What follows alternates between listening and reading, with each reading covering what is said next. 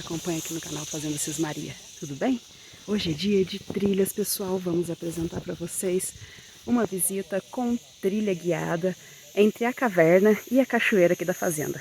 Então, se você gosta desse tipo de conteúdo, deixa o seu like, se inscreve no canal aqui embaixo e vão acompanhar com a gente, porque eu já tô para trás, pessoal. Vamos lá!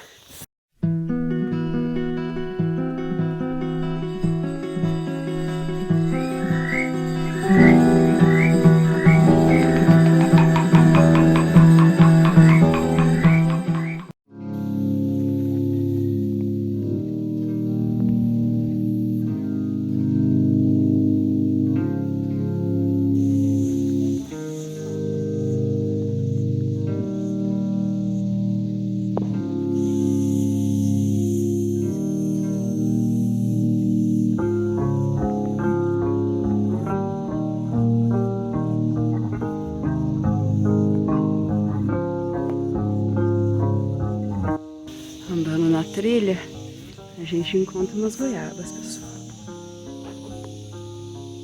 Uma trilha que a gente faz aqui na fazenda entre a caverna e a cachoeira. No caso, a gente está indo para a parte da gruta da caverna primeiro e depois a gente vai para a cachoeira.